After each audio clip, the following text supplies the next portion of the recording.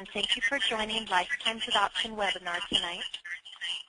I want to thank you for making time to join us and encourage you to participate this evening as you hear this adoption story. If you have questions that come to mind, please feel free to type them in, just like we practiced just now. Again, you can do that in the questions or chat box on your screen.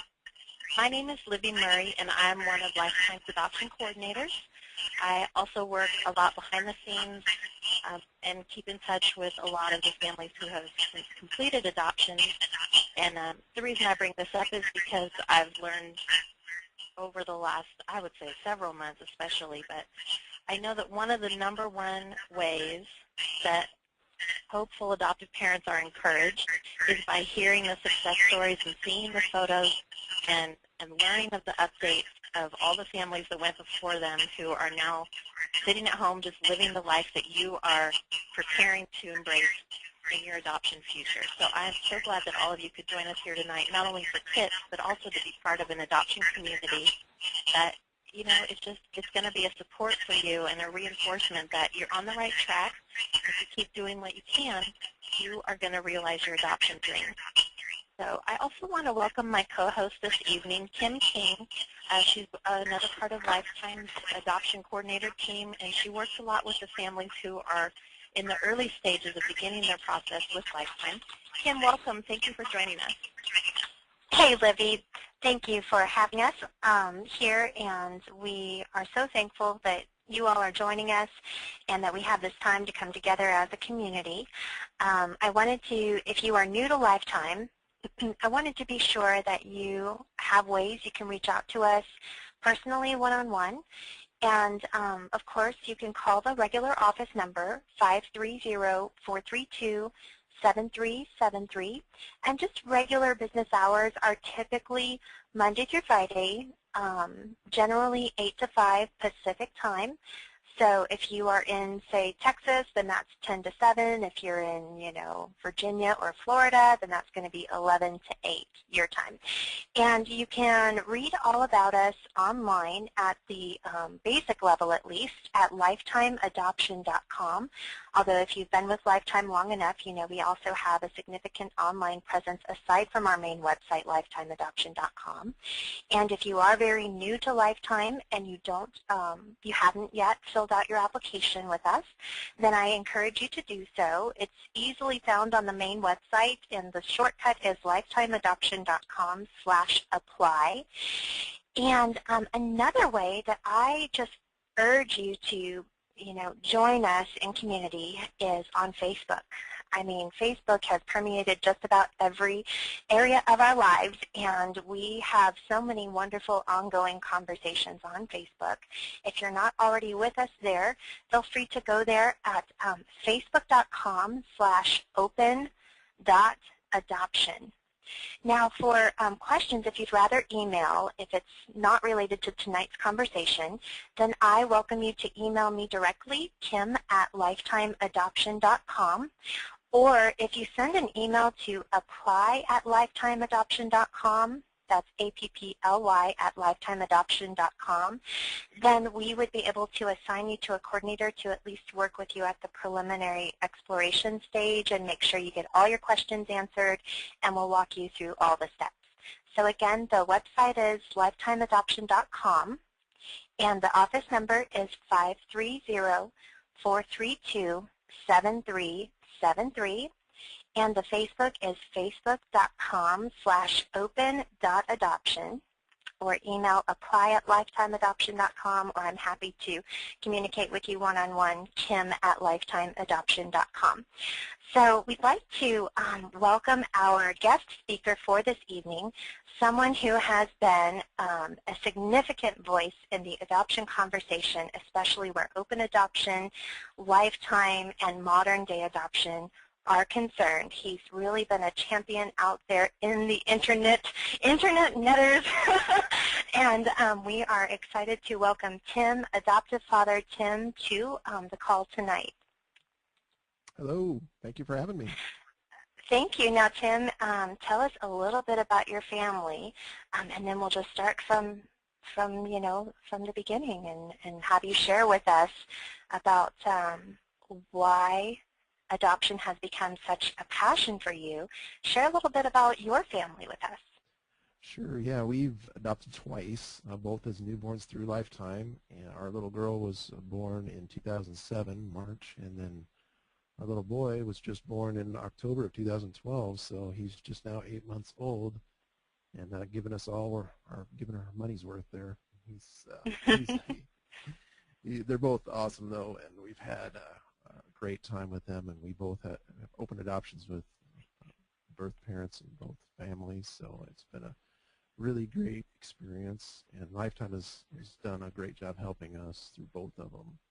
And I don't know, we just couldn't be happier from where we've come from to where we are now. Every day we just think about where we've been, and we see the things, just like today, our daughter had our little boy, he riding around in a laundry basket. She was pulling him around in a laundry basket. And my wife and I were just looking at him going, wow, this is awesome. This is what we've spent a long time waiting to see. So it was really, those little moments like that just catch you. Absolutely. And so you've gone above and beyond to become a voice in the adoption community.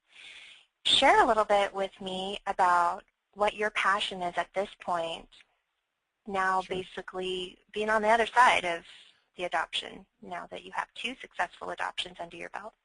Yeah, we're on the other side, and I kind of like to think of us as right in the middle, too, because we're not done yet. Yeah, still growing. But, yeah, I know what you're saying. Yeah, on the other side of walking by the spare bedroom, the nursery that you've got set up or started, and longing for that child that you don't have yet. I remember those days very vividly. And that kind of is what drives my passion, is because after going through it once, and then especially going through it twice, I just see so much overwhelm and so much complication and so much fear going through the process, or even starting the process. You don't know where to go, who to trust, how are you going to come up with the money. There's so many questions, and one of the biggest ones is the fear about open adoption. I remember very specifically, my wife and I, before we started, we were very scared that we were going to have to co-parent, or all the misconceptions were in our head about what open adoption means. We have no idea. We just thought, we don't want to have a relationship with anybody. Can't we just have our family?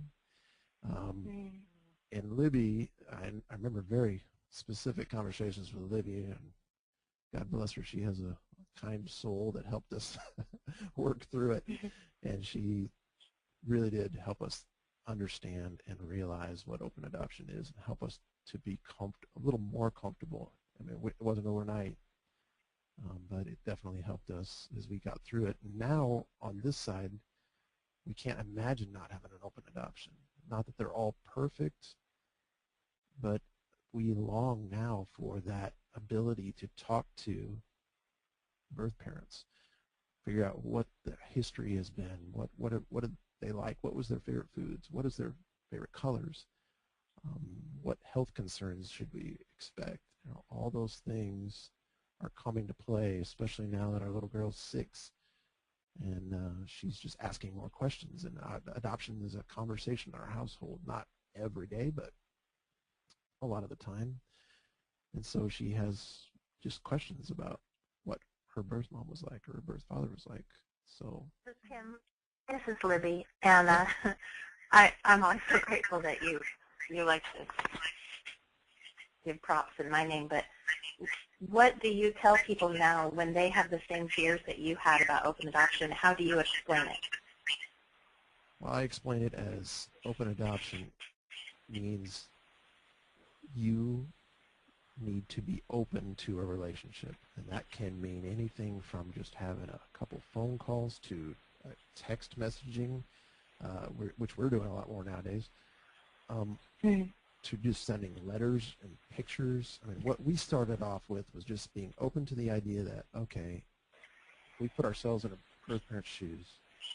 We would want to know our child's safe. We want to trust the family that our child is with.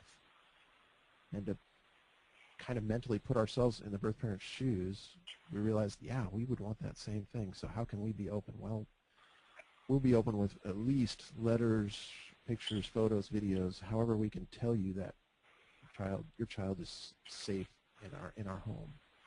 And that evolved into having more of a conversation.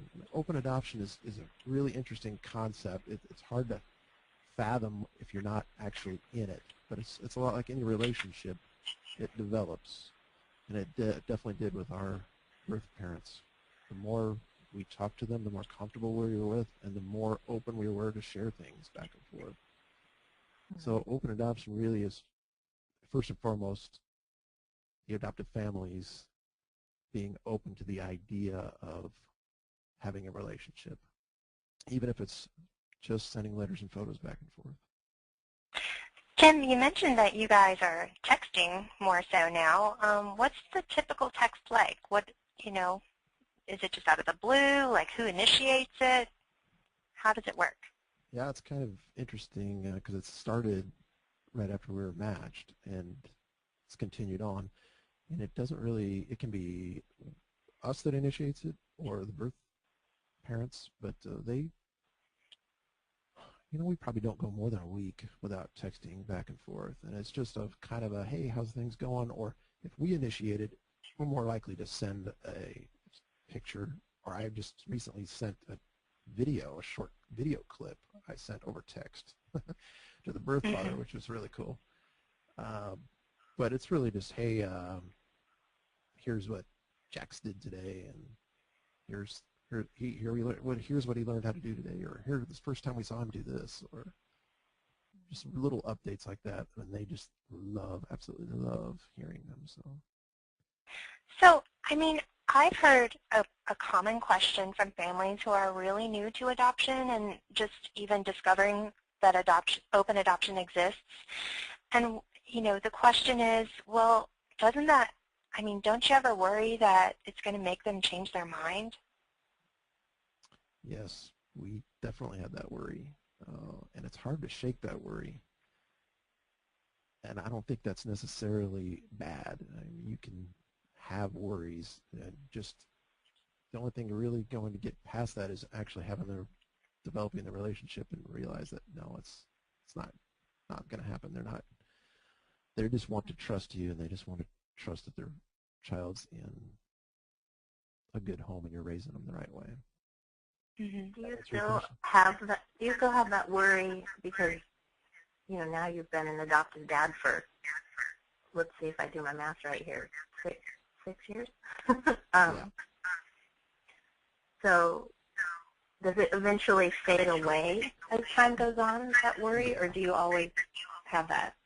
No, I think it definitely fades away. Yeah. Do you think that the legality of it also takes out a lot of the worry? Absolutely, yeah. Going through the placement takes care of some of that, and we just recently finalized Jax's adoption, and that is the final point of taking the worry away, really.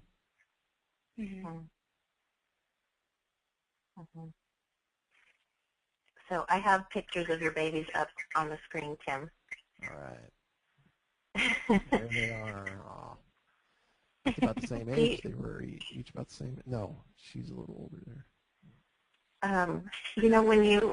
When you think about where you were before you even met Ariana, and now you're a dad of 2, did you ever imagine you'd get to this point? Because I know each wait, the length of time to each adoption was even different. That is true. No, we didn't. I mean, you hope to get to where we are now, but yeah, before you start, you have no idea. Yeah, we just start the process and keep going and see where it leads us is kind of our mentality. But yeah, looking at those pictures, wow, that's awesome to think about. It's 6 years, and we do that all the time. Though we're like, can you believe we're at where we're at? Can you believe we put the kids, plural, to bed. Mm-hmm. A lot of those little things, yeah, remind you of where you were and how you got through it. But that's what drives my passion too. I think is a lot of people, and when us included, had doubts and a lot of dashed hopes, and because adoption can be a roller coaster ride. We dealt with that too. So if you stick with it, you're going to be in a point where you will be able to look back and see those pictures and Yeah. talk about. There's a great question I was going to ask you here, the follow-up that just came in too. And I hope I'm not still having feedback, but if it is, just bear with us because hopefully it'll resolve itself. How long did you wait to adopt Ariana, and then how long did you wait to adopt Jax? And then besides prayer, what did you do with your time while you waited? How did you get through those seasons? Sure. Yeah, so with Ariana, we waited, well, by the time we were able to be presented to the match was 9 months. And then she was born less than a week after we were matched. So that went really fast. Well, at least the match went really fast. The 9 months, I mean, when you start that, you have no idea how long it's going to take you. But it was interesting that it was 9 months. With Jax's, his was a bit more complex because we started, and then Tisha ran into some health problems with being diagnosed with cancer, so that put us on a little bit of a stall for about, oh boy, it was February to October, so what is that, 8, 9 months? So actually it was a little bit longer than that. By the time we got done, she got done with that, we waited a little bit longer, updated her profile. So if you include all of that time, it's about 2.5 years, no, almost 3 years. But we lost almost a year of time with her cancer diagnosis. Right. But you took the time to go through her health needs and stabilize your situation again within your family before you decided to continue your second adoption search, right? Right, which was hugely important, not just for Tisha's health mentally and physically, but also just to get our minds right. And I remember a part of us towards the end of her recovery, she was like, oh, maybe we should just jump in, but no, we're not quite ready. And then we did decide to jump back in. We needed to update our profile, and it was the right thing to do because Ariana had grown so much in that last year. So I remember talking with you guys. You guys were very good about helping us through all that and allowing us to wait. And that was just a crucial time for us to get through. And we couldn't have done it without Lifetime, so we have you to thank. So leading up to getting started with your first adoption with Lifetime, you mentioned something about a roller coaster, and I know a lot of the families joining us tonight have been on a personal roller coaster once they decided they were ready to become parents. It was a roller coaster. What was yours like? Yeah, that one, obviously the cancer diagnosis was a huge part of the roller coaster, but thankfully we did not have any failed matches or failed placements, though that part went through very well for us. But some of the roller coaster rides for us was like on our first adoption, we had less than a week between match and flying out to Nevada to go see her, and we had never met the birth mother. We only talked to her on the phone a few times. That week was just hugely stressful, talking with the lawyers back and forth, and some of them were saying, oh, this is probably not going to happen, there's too much complication here with birth father, birth mother, and that was a huge roller coaster ride for us to get through, and it was just a matter of days.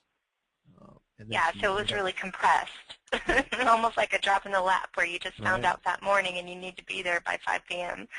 Yeah, it was almost, it felt like that for sure. Yeah, Ariana was actually born a few days before her due date, and that part of the stress was trying to figure out when do we fly out. We don't want to be there so many days ahead, but we want to be there for the birth, which we missed by a few hours. But it's interesting, on both of our adoptions, we got there just shortly after they were born. So that was pretty cool, being there at the hospital on both of them. Yeah. But you were asking me about the wait, and I want to talk about that a little bit, because waiting really, it just plain sucks. I understand that. We've gone through it twice. It got a little bit easier on the second adoption, only because we could look at our daughter and see, we have her, we know it's going to happen again. Just keep telling ourselves that. But it still sucks on both of them, because you just don't know. You can't see ahead, and you're always wondering, what do I do? Can I do anything else to help my situation?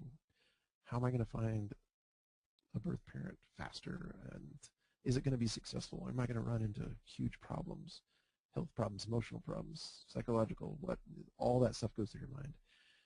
So it's hard to sit here and say what we've done will help everybody, but what we did was just try to distract ourselves by just taking trips, go out on dates. We actually did prepare our nursery, but we found that a little bit of a cathartic, I guess, for us. Some people I know don't. They don't want to walk past the empty nursery every day, but we had a lot of fun just taking a lot of time making it really nice and the way we wanted to, and painting things on the walls and all that stuff. So a lot of that time was for that.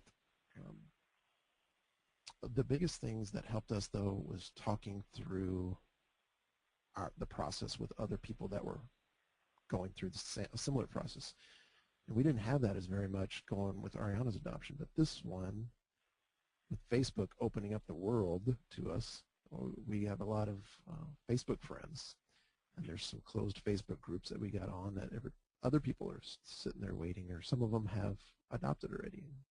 It's very encouraging to have that kind of a support group. We did not have a local one, otherwise I would have gone to a local one, because I think that would help as well. But the Facebook group really was a huge, it still is a huge support for us. You can talk to people differently when they're going through the same things you have. Right. You can say things like, the wait sucks. And people are like, yeah. Yeah. Right. Yeah, there's no magic bullet to get through the wait, and I know a lot of people, including us, struggle with it. It's more of a trying to find a thing that, I'm sorry, go ahead. About that.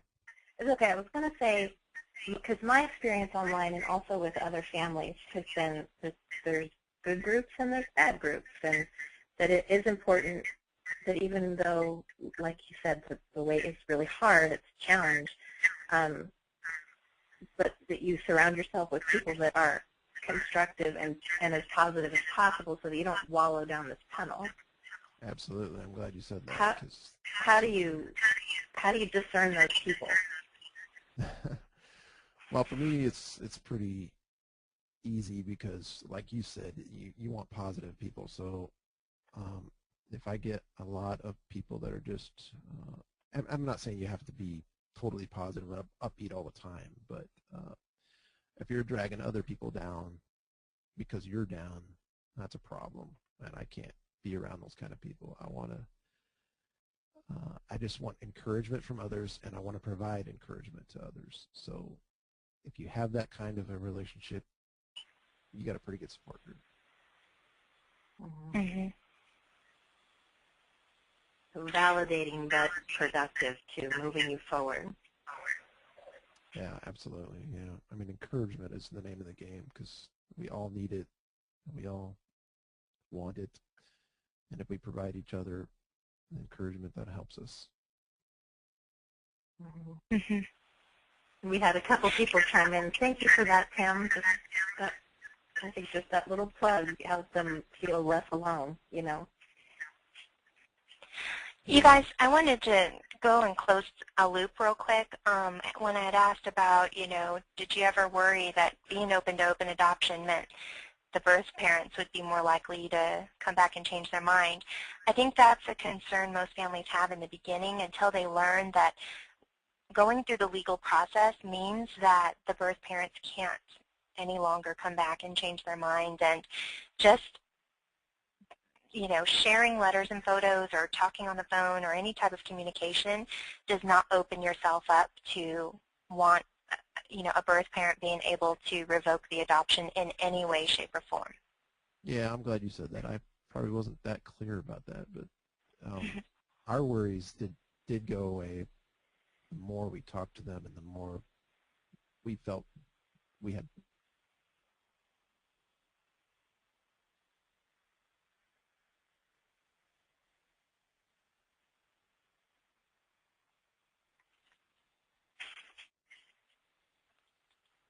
Are you guys still there? I am Kim. Can you hear me?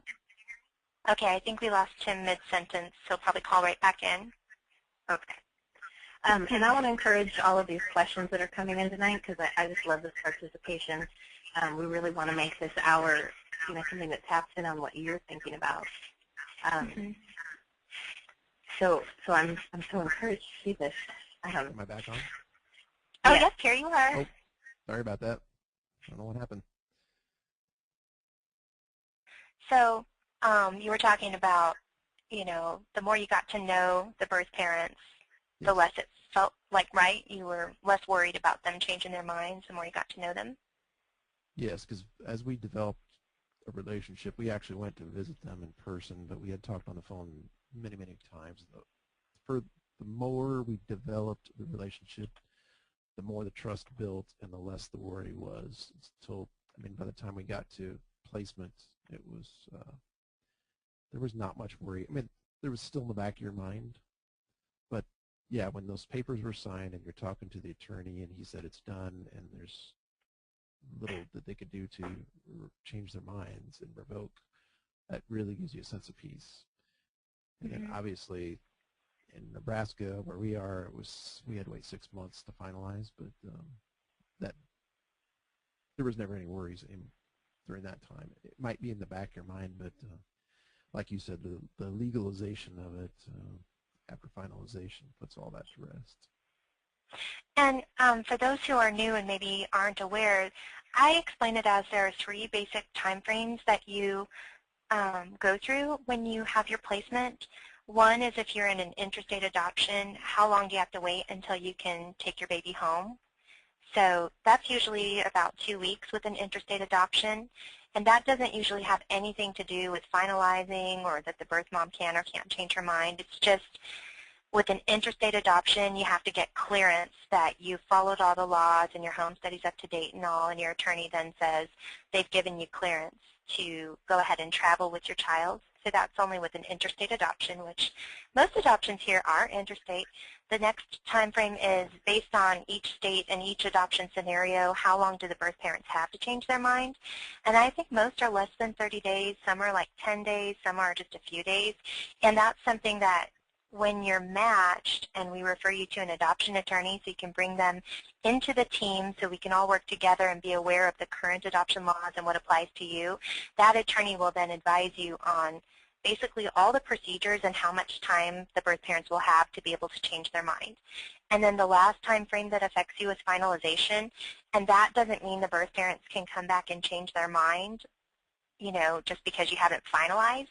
Finalization usually takes place about 6 months to a year after you have your baby in your arms. So the birth parents don't have 6 months to a year to come back and change their mind. It's just that you're continuing to be evaluated to make sure your home study still stands up, that nothing has happened or changed so that now you're no longer approved to adopt. So I think it's more of that question of, okay, I hope everything stays stable with us so that we are able to finalize. And most families don't have any problems with finalizing.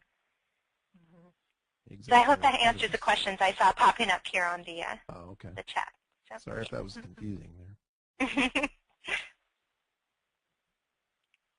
Is there ever anything, we had a question come in, and I know this kind of jumps us around a little bit, but now that you're on the other side of 2 adoptions, is there anything you would have done differently with either match or either adoption? Or Yes.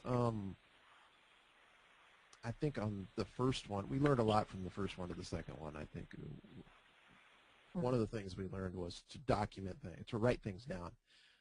And we did that really well on the second adoption. But the first one, it was, maybe part of it was because it was a whirlwind. It went so fast. But really there were times we could have done it if we were just known to do it. What I mean by that is when you go and when you're going through it, a lot of little things are happening. And a lot of big things are happening, but you can recall the big things a lot easier than you can the little things. So on our second adoption, we were writing down every night. We would write down, okay, what happened today? What conversations did we have today? What were we thinking today? What are we feeling today? What are we scared about today? What are we? Just a lot of those journaling, basically, on what we're doing and how we're going through it, really helped us to deal with it as the things came through the process, but then also in recalling the story and recalling what happened, going back through it is just huge. So that was a big thing we learned from the first to the second. Also, we really realized how much our adoption video played a big part in our both adoptions, really. The first one, it was kind of such a new thing. I don't know how many people in Lifetime are doing it, but it didn't seem like many. And we started on that road. We made a little adoption video and worked with Lifetime to peel it down because I think it started out at 15 minutes. So we pared it down quite a bit from your recommendations, which was smart. And our birth mother on the first adoption was just ecstatic to watch it. And she actually got a DVD because we put a DVD in our profile, and she watched it over and over and over again and just loved it because she feels like she could connect with us a lot more than through pictures and words. so, and that's a good place too. Since you were matched with her in such a short time, how did you make sure that you got as much information or as much out of that short time as you did, say, when you were matched with Jackson's first parents for weeks? Yeah, we didn't do a good job of getting as much information as we could have. A lot of what we got was from the social worker that was there, and then from what you guys collected through Lifetime. So that's what we have to look back on because we didn't write anything down. So everything else is just coming from our memory and the conversations that we had. But the day she was born, I mean, we obviously had a lot. We had hours and hours and hours to talk. And so those were some great conversations that we could look back on, but I wish we would have captured that a little bit better. Now, did I answer your question? I feel like I went off target. I think so. It's okay. I'm actually trying to look for the article you wrote recently about reasons you should write down your adoption story. Oh, yes. Because I know I posted it to our Facebook, so if you are online, you can even go search around our Facebook, and I'll pop the link in here to our Facebook page. And you can find a great article that Tim wrote about why you should write about your adoption story. Yeah, I'm looking at it now. There was five reasons why. It was basically remember the small stuff, the details. It allows you to relieve stress or vent as you go through your roller coaster ride. You keep track of important dates of when things happened, and you get to recall and tell important stories. That helped us a lot on our second adoption. Just little stories like, oh yeah, that happened. That was so cool. And the last one was, it's just a great way to stop, think, and reflect about how things happened and why things happened. And it's going to be really cool, maybe 5, 10, 20 years from now even, for our kids to go back and read that and go, wow, that happened, or wow, you had that kind of conversation. That's so cool. And Tim, so you've written this article, and you're online in other ways. I kind of alluded to the fact that, well, I just said out loud, you're a voice in the deep nethers of the internet, a positive voice, a voice of truth, dispelling the myths, bringing clarity, breaking things down so that things aren't overly dramatized, very matter of fact. What to be worried about, what not to be worried about, what's true, what's not true. What forums or formats are you involved in online? Good question. Adoptive Families Circle is one of the big adoption forums, and there's obviously it's all of adoption, so I limit myself to the talk about domestic adoption because that's what I'm interested in, and that's what our experiences are. But also Adoption Voices is another one, and well, that's the two main forums that I am in, and then obviously Facebook. And you have your own sort of like an internet adoption talk show as well. Yeah, I just started that, so I've got 6 episodes done. That's been kind of fun, just interviewing folks in the adoption world. Actually, Marty Caldwell from A Lifetime was one of my interviews, and she did a great job. It was really interesting learning from her and listening to her. She's just gotten a lot of stories and a lot of experience. So yeah, it's been fun listening and learning and having people with a lot of adoption experience just talk about it, put a voice to it rather than just read stuff online. So, as we look at where we are in the calendar year, we're quickly approaching Father's Day. It's just pretty much time to celebrate it. It's upon us. We wanted to just kind of, make our conversation relevant to fathers. And, I mean, as you may have seen, it's not as common for adoptive fathers to be so vocal within adoption conversations. It's usually more so the adoptive moms. So, what advice would you have? I mean, how did you stay so involved? I mean, how did you get so plugged into the adoption conversation? That's a real good question. How or why? Yeah, it's more of a why, I guess, because I see a lot of, and it makes a lot of sense that the mothers are involved. You have that mother instinct, that nurturing instinct. And I guess for me, it's more about, hey, this is my family. I'm going to step up and be the father figure, and if I'm going to be a father figure in these kids' lives for their lifetime, why would I not be involved in the whole process to get them to the point where they're coming into our home? I guess to me, it's just a no-brainer. I want to be on the forefront, not leading. I want to be there with my wife. I don't necessarily want to be on the front, because I know the birth mothers have can have a special connection with adoptive mothers, and I'm definitely not going to step in the way of that. But for me, it's just a matter of, this is our family, and I'm going to be involved in every step of the way to help build it,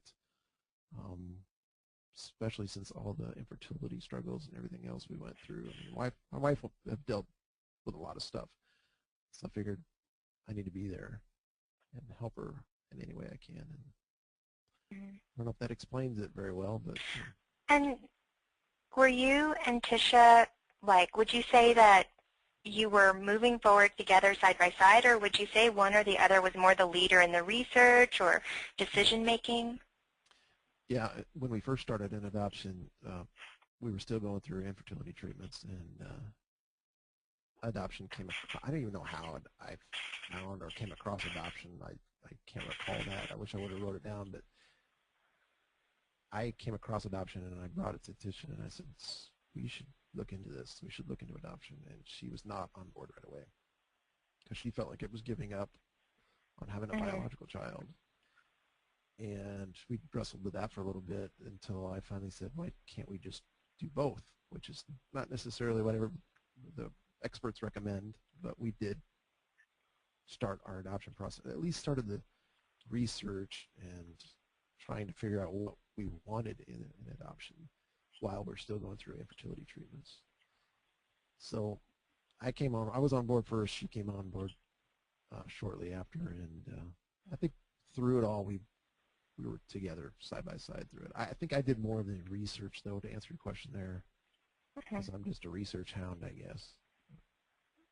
But yeah, we're both pretty highly passionate about it. Tisha's pretty passionate about adoption too. She's just not on the forefront of having a website and and a radio show and talking about it as much as I do. And did you ever have fears or doubts about, I mean, as a father, whether or not you would, I think you know where I'm going with this, love these children as your own biological? I mean, I think that's the thought. Whether through adoption or biologically, they're yours. But did you have fears about it in the beginning? Because I know very fathers beginning. do. Yeah, I've heard that too. And maybe in the very beginning, I might have had a slight fear about it. But what helped me was listening to other people's stories and just knowing that I've read some things about how people dealt with it, and that there's not really that much of a problem with it. When that baby comes home, you realize that baby's with you the rest of your life. There is, and that kind of breaks down the walls. And so for me, it wasn't really a problem at all. It was never had to worry about attachment or anything like that, and didn't have attachment problems at all with our two. I mean, they were newborns. I mean, we literally brought them home, well, to the hotel from the hospital and then home. So yeah, they were ours from the get-go, which is, I guess, why we decided newborn adoption was what we wanted. It kind of helped with the attachment fears. Right, because for your circumstances, you're the only mom and dad your children have ever known. Right, exactly. So what would you say to, as a man, I can see here there are a lot of husbands joining us, but there are a lot of adoptive moms joining us by themselves without their spouse tonight. And what would you say is your best advice if the husband isn't, I mean, how should she approach it with him if he's not really there, like where you were? When you email me. Give your email. Actually, they can do that. They can do that, but. Yeah. I was like, let's do it. Just email it. I would say, actually, you could do that. If you want to go to infantadoptionguide.com, you can contact me there. I have no problem with emailing anybody about, especially adoptive fathers or potential adoptive fathers, about working through any doubts or fears or anything. I know guys, I don't know why, have a tendency to hold back and to not open up, and I guess I can understand why. It's out of your comfort zone, big time. You just think it's, hey, having children is just going to happen. It's a natural thing. And then when it doesn't happen for you, it throws you way out of your comfort zone, and you don't know how to act or react or deal with it. So my biggest advice is talk to guys like me. Talk to guys that have tried to find them, that have been through the process, because that's going to help you the most, and realize that it's okay. You'll be out of your comfort zone for a while, but when that baby and that child's home with you and you're raising them, you're changing their diapers, you're going through every step of the way with them, they're yours, and they're yours forever, and you will have that connection, and you won't even remember having a fear about having the connection. And going through the infertility part too, as a husband, how did you go about, comforting your wife? And, and the other side I would want to know too is as a man, what can the wife do to comfort her husband? Yeah, it's. I think wives can comfort their husbands first by trying to find a way for us to open up. And I guess for me, it was a little bit easier because I don't know, maybe I'm more of a talker. But if you can figure out how to get your husband to open up and just give them some room, give them some breathing room, give them some time, especially when you're just starting out. I think it's important to, if you try to jump with both feet into adoption, it could really scare them into a corner. I've seen that and talked to guys like that. So that's an important thing, is to give them some room to breathe and allow them to come around and open up to you and try to find a way for them to do that. You know them probably better than anybody else on how they can open up and talk, get him in the right circumstance. I don't know, take him to a ball game where he's distracted, and then bring some adoption topics up then, or something like that, where you know he might have a better chance to open up. Mm-hmm. But where Right. adoptive dads, where we can support our wives, I think, is in, well, I don't know, it's hard for me to give advice other than what I've been through. So what I did was I supported Tisha by just allowing her to, first of all, grieve the infertility part. Basically just telling her it's okay. We're going to build our family this way, and it's okay. That's the way God wanted us to have a family. That's the way it's going to be, and you're not going to change it. We'll be okay. We'll have our kids. We'll be good parents. We'll be happy. And a lot of it is just encouragement on getting through every day, because infertility is a tough struggle, and getting through the wait is a tough struggle. So you have to encourage yourself, be your own little mini support group, and talk. I think with guys, it's hard for us to open up and talk for whatever reason. Some of us have an easier time than others, but it's important to know how to do that. Mm-hmm. And I think, too, once you get them to that, place where they're opening up, make sure you're an effective listener, and appreciating Yes. what they are sharing. Very good point. And not Yeah. rushing into, Yep, I'm glad you said that. yeah, just Listening is a very big part of of a good conversation. I think, it sounds like a lot of the regular marriage advice applies here, especially to moving through adoption together. And I found some great resources on Focus on the Family, their website. You can get focusonthefamily.com. You can go to their broadcast. It's by calendar or by topic, and there are some really good, half-hour segments on communication and how men communicate differently from women. And I think when we arm ourselves with that knowledge, then we can be more effective in communicating, especially because it is so key with adoption and moving forward side by side. You've got to be that cohesive team. And if you're not, then you have to find a way to get there so you can move forward together. Yeah, and maybe one thing I just thought of is you can present a scenario to your husband that a reason why he needs to step up and be more involved in the adoption is, and I don't know if I would talk about this right away, but eventually bring it up, because it happened to me, and I wish somebody would have talked to me about it, and it's dealing with the birth father. On our second adoption, the birth father was very involved, and still is, and it was important for me to be a good father figure, and to show him that I'm going to be a good dad. This is how I'm going to be a good dad. And in our case, this is how I have already been a good dad, because we already had our daughter, but it was important for him to know that Jax was going to have a good dad and a good father figure, somebody that was going to teach him the right things to do. And so it's a big reason why adoptive daddies should be involved and step up, because you never know. I mean, it may be even important to the birth mother, not necessarily the birth father, but to have a good father figure. Yeah.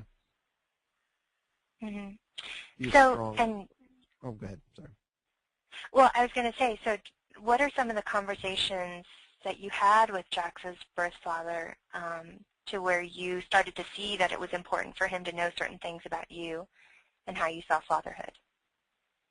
Yeah, it was interesting because the very first conversation we had with him, actually it was all four of us on the phone together, which was a little odd, but it was really cool at the end of the conversation. But anyway, the first thing he said to me was he was referring to the conversation that my wife and I had with the birth mother the night before. We talked to her by herself because he wasn't available. So the next night, all four of us were talking, and he said, "Yeah, she told me you guys were creeps," and I thankfully was fairly quick-witted and just I didn't know how to take that. So all I said was, "Wow, I guess we had a different take on how that conversation went," and gave him a laugh, and he laughed right away too, and just said, "Oh, I'm just messing with you." And so it was kind of a nervous icebreaker, a way for him to find out how we reacted, and that's the kind of guy he is, was just trying to find out how we react to things, and that was his first way of doing it. Kind of threw us off guard, but I think we passed the test. But anyways, more conversations we had with him were very much about what kind of people we're going to be, and he even specifically asking me what kind of dad I'm going to be, and how we're going to raise his child. It was very point-blank conversations. A lot of them were. But he was very easy to talk to still, and we had a lot of good conversations and relationship building through that. Not just calls, but text messages even. So when you sensed that he was trying to figure out, well, what kind of father are you going to be to my child, what words did you share with him to describe from you to him so he could feel at peace with you guys? Yeah. Well, I just told him how I wanted to raise our son, which is to be a good communicator, a God-fearing boy that grows up to be a man of integrity and that treats people the right way, especially women, and all the things that I felt that I felt strongly about is what I shared with him, and thankfully it meshed with what he thought. And this was before the match even. We just had several conversations back and forth like that, very candid conversations, which was good because it helped us to solidify the match. I mean, you want to know important things about each other in the get-go before you actually match. So they were really good conversations, and we just shared our hearts. Tim, you made a comment a little bit earlier, and you said, what I wish someone would have told me before, but I kind of figured out on my own as we went through it or looking back. What are some other things, that you wish you would have known or wish someone would have told you about your journey? Yep, I wish I wish somebody would have told us some better ways to not only travel, but what the right hotels and other things are where to stay in, because we did not do it right on our first adoption. Our second one went much better because we just had more experience and knew the right places to look. And so I've done a lot of writing about that too. There's a lot of travel tips and other things that are very important to learn from, like what hotels to stay in and how to ask for good discounts and the right things to take with you, the things not to take with you, what to do when you get there. A lot of those things I wish people would have told me. Other than that, I talked about the support group. I wish we would have had that. And I also wish we would have, at least on our first adoption, we would have had a little more chance for relationship building Ariana's birth mother. We had opportunity to do that, it was weird because we were there 2 weeks. I don't know if you talked about ICPC yet, but the Interstate Compact for the Placement of Children, when you do an interstate adoption, you're staying there. And we were there 2 weeks in Nevada, and we didn't have an easy way to do it, but we never tracked her down again to see if she wanted to talk with us or meet up with us. So I wish we would have done that as well, because we would have, there was a good opportunity there.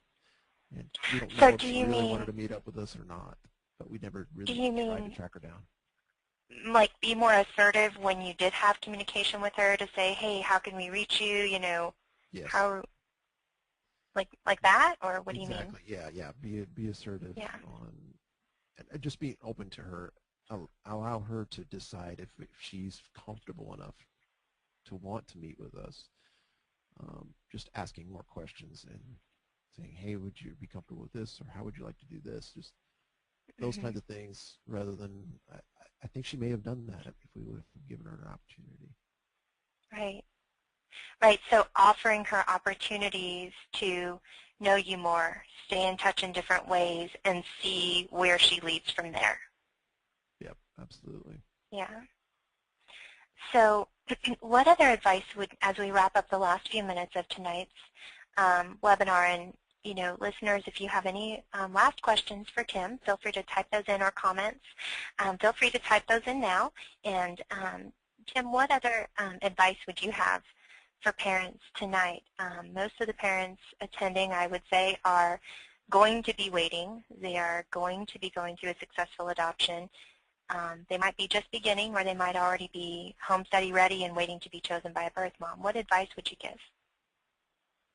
Yeah, I touched on this earlier, but I really think the profile video is huge, and trying to get yourself talking in front of a camera, not just put pictures to music. Because in both of our situations, the birth parents absolutely loved our video. And in fact, on our second adoption, they never got their paper profile, or they did get their paper profile, but they found us online through one of Lifetime's many, many websites, and they watched our video over and over and over and over again until they decided, yes, we want to talk to these folks, because they had a connection with us. They told us that. Well after the fact, when we were talking with them face-to-face, they brought it up. They said, wow, without that video, your video was just so much different than other people's. And we just get these photo montages, and when you guys were talking to us, you were talking directly to us, and we felt that connection. So I think the profile videos are just huge. And ours was only 3 minutes long. We didn't have a whole long video, and we still had pictures in it. But a lot of us was us just sitting on a couch or sitting in a certain part of our house talking directly to them. And what we actually did was scripted ours out, which I don't know is that way for everybody. If you can talk off the cuff really good, go for it. We scripted ours out, but we went through several takes before it came across more, we were more comfortable in our delivery of it. But I think it turned out really well. It's an important tip. Let's see, other than that, I would say keep educating yourself. Keep listening to webinars like this. These are huge. If you can find other people's stories, read them, listen to them. It will definitely help you persevere through the journey and get you through those days. If you're just researching, or if you're stuck in your weight, it will help you. And the support groups, again, are huge. Find them. I think you can go into Facebook and just search for adoption support or adoption groups, and you'll find some. If not, email me and I'll direct you to some. One more thing. Go ahead. I was just going to say, a common thread is going beyond your comfort zone. Get in front of the camera and talk. Get out there, meet other parents or future parents. Yeah, I mean, let's face it, adoption is not the most comfortable thing to go through. There's just no doubt about it. I don't think anybody as a kid growing up dreamed that you were going to be building your family through adoption, but that's okay. That's the path you're on. Accept it, go with it, run with it. And yeah, you have to step out of your comfort zone, but you can do it. Just keep persevering. And I read an interesting story the other day about being scared and just keep doing it, and do it scared is what it was called. And it was basically saying it's okay if you're scared, just do it scared. You'll get through it, and eventually you'll come out the other side. So that's my favorite Joyce Meyer's statement. Yeah. Do it afraid.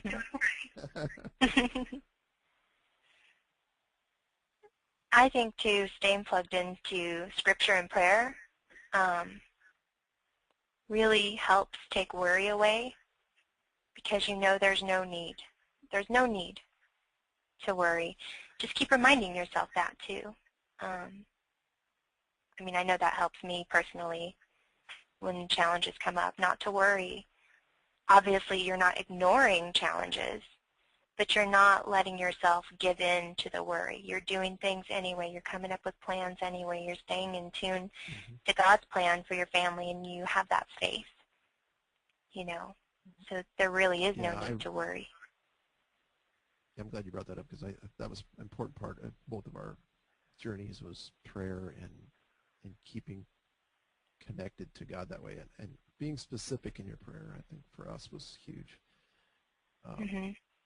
I actually asked our priest at one point to pray for us, and he asked me, well, what's the next step? Well, the next step is we got to get a call from Lifetime saying that a birth mother is interested in us. And he said, well, is that what you're praying for? Well, no. Well, that's what you got to pray for. And that helped tremendously, just being very specific with our prayers. So I'm glad you brought that up. And one thing my father-in-law always says is, did you pray about it? And we both go, yeah. And then he goes, but did you pray together about it? And I think that kind of calls people out sometimes, because we can have our own little quiet time every day, you know, and pray inside our brains quietly. But I think there's something powerful about praying together, you know, as well. Absolutely, I agree. Yeah. One more thing I wanted to add. I'm sorry. One more thing that just popped into my head about profiles. Yeah. Not just video, but when you're doing you're writing your letter out. Libby gave us some. I have to plug Libby again. Sorry, Libby. I don't mean to embarrass you. Libby gave us some good advice, profile advice. But one thing stuck out in my mind, and which made a huge difference for us when we were updating our profile. So we were in the middle of our wait. We were waiting, it was at least 6-8 months, something like that. And we were like, oh, maybe our profile isn't very good. You know, all those things that go through your head.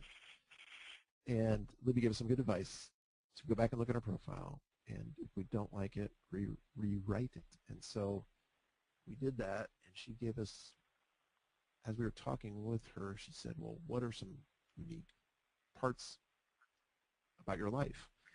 And we, of course, don't think anything's unique, but she got it out of us that I tell Ariana her adoption story, a little snippet of her adoption story, every night before bed. And I just didn't think anything of it. That's just what I do. And we put that in the profile, and it definitely made a big difference to the birth parents, that it's just something simple, something small. I didn't even think about it being unique, but try to find those unique things to put in your profile, and it will make a huge difference. It may not mean anything to you, but it may mean the world to a birth parent. So Absolutely. Thanks, Tim, another side of that I love about how you tell Ariana her story, and I'm sure you do it with Jack now too, that you pray for their birth parent by telling the story too. It kind of happens all at once, right? Yes, it does. Yes. Yeah, and we add more to the story as obviously they get older, they can tell more and more of the story. When it first starts out and they're so young, we just tell really simple versions of it. But yeah, we we definitely hold them in our prayers every night. And actually, we pray. The way we pray it is, we say, Jesus, would you wrap your arms around? Then we say the names of our birth mother, birth father, and keep them safe and hope that they're well. You know, using that visual, wrapping your arms around, it really affects. Right. Right, and so that they're becoming familiar with what a birth parent is and who they came from to get to you. Yeah, absolutely. It starts telling the story and getting them really understanding more and more without you having this big sit-down conversation about what open adoption is and what your birth parents are like and how you came to be part of our family. It just naturally gets the story into their head just by having a little bedtime story. So.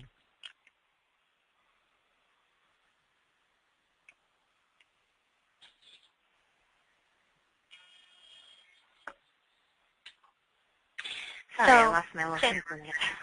I know we're hitting the end of our hour here, and I don't want to take up too much time, but we've had a lot of great questions come in, and I just am thankful for all of the feedback, too, that just said how great the advice was from Tim. So thank you, Tim, so much.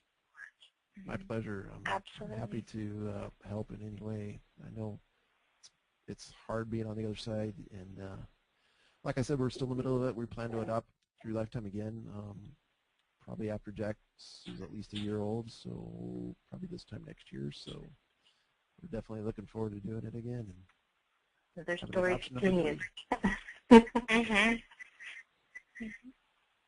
And if you are already contracted with Lifetime, you have special access to the webinar we did in August with Kim and Tisha. So you can go to the membership site for that. And Kim, why don't you review just quickly if anyone has any feedback or questions for tonight? Yes.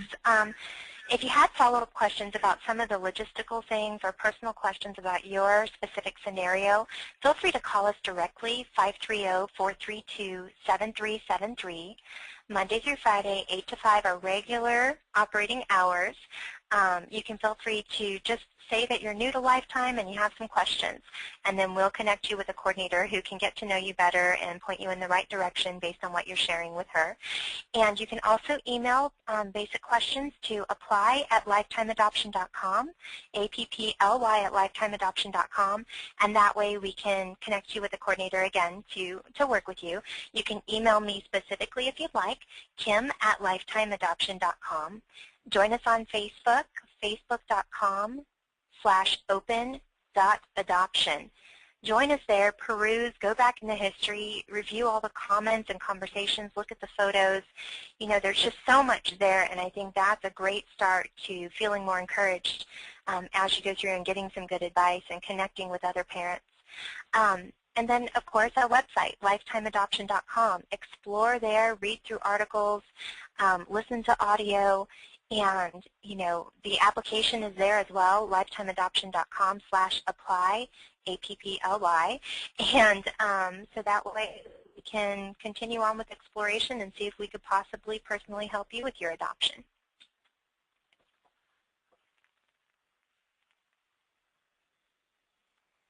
Wonderful, and I just want to thank all of you again before we wrap up tonight. And if any of you have questions about how to contact Kim, you're welcome to email Kim or Lifetime at any of the contact information she just provided. So, and you'll see on our website too, lifetimeadoption.com, you'll see places on the website where you can just fill out a little form to receive more information about Lifetime. You can get it started that way too. If you're a little bit more sketchy on whether or not you want to apply, we can walk you through it. Absolutely. So we wish you all a wonderful week and hope that you will look forward to joining us again on our future webinar in a couple weeks. And and thank you again, Tim, for making time to be with us here tonight. Thank you, Libby. Thanks, Kim. Thank you. All right. Good night, everyone.